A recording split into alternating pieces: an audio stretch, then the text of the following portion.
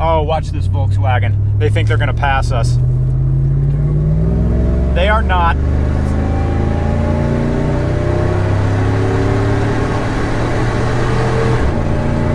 It shifts firmly.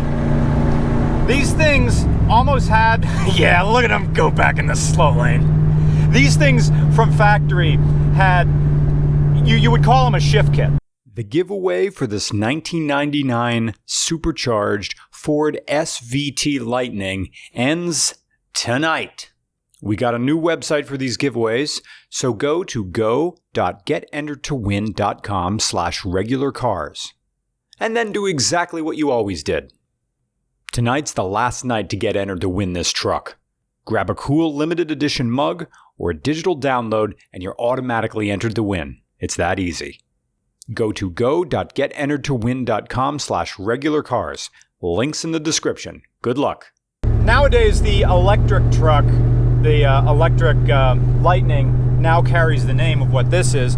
But Nick made a very good point while we were riding that interest in the original Lightning, or actually this is the weird middle child of the Lightning.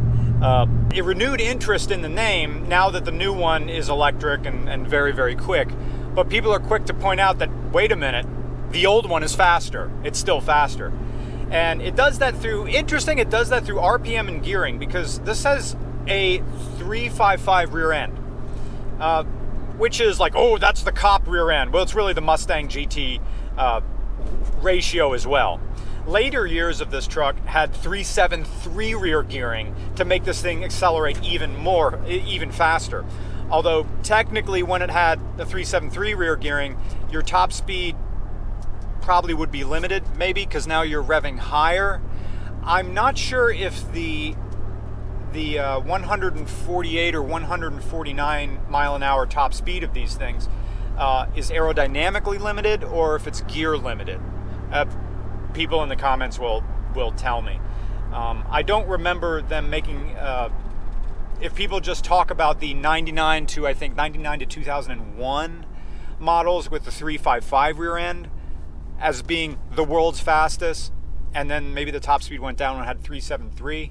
My Falcon that had the Mustang rear end, or rather the 8.8 rear, that's top speed. It went faster with the 327 rear gearing than it did with 373. 373 is about as aggressive as you want for the street. Now granted, there's 410, there's 411 gearing. That stuff's for towing.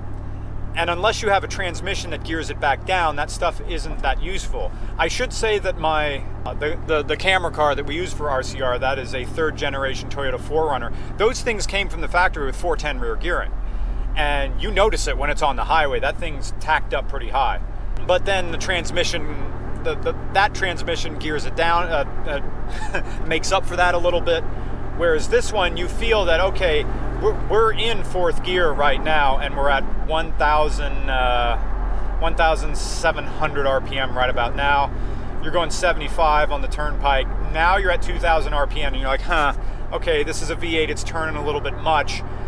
But maybe you feel that because, well, actually no, because the supercharger doesn't really start registering boost until, actually I can do it right now. Start rolling in it. When are we, okay, we're no longer on vacuum right now. 60 miles an hour. We're still on vacuum. We have less vacuum. We're not at neutral. Now we're at neutral. I'm already going too fast. That was about 8 pounds of boost. This truck has a tune on it. I'm not sure what it is, but there is a sticker from the tuner, and it may have been by a Ford dealership. We'll have it in the main video, which by this time you've already seen. Oh, we get a red light. Okay, so we're pulling a hill. Okay, so there's no one behind us except some Nissan. No other trucks to flex against. All right, steady boost. All right, that's 5 pounds.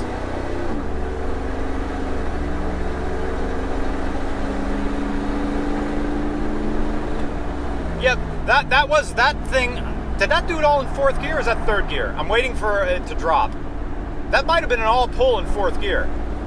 Interesting.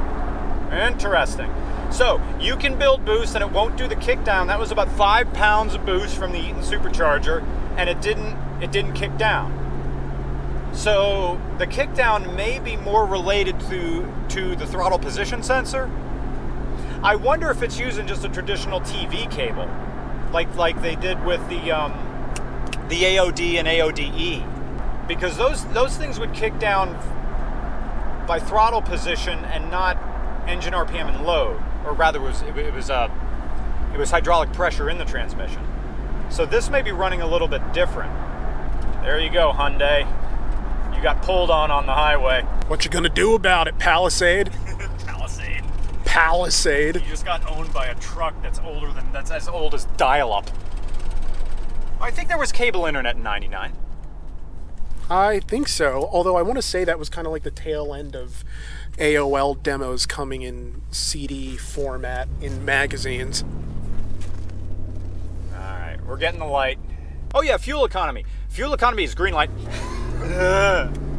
Fuel economy is better than a Viper truck because the supercharger doesn't really suck gas, but now it is.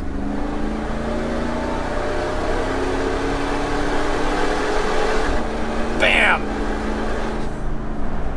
It just feels like it could keep going and going and going and going and going. Which is better, this or the Viper truck? I had more fun in the Viper truck, but this is definitely more usable power. When the Viper truck lit, that was like, holy crap, you're grabbing each one of those gears. This thing is more of a, well, it has two modes, because you can accelerate gently and you're not going to build boost. Or you can just romp on it and then all hell breaks loose. So this is more snappy. Ooh, that's a good question. Which would be faster, this or the Viper truck? Because you have, and in terms of drag racing, because when you drag race, torque converters are your friend. Yeah. Whereas the Viper truck, it introduces the skill level of the driver to be able to shift correctly. Although, of course, the Viper trucks were available with automatics as well.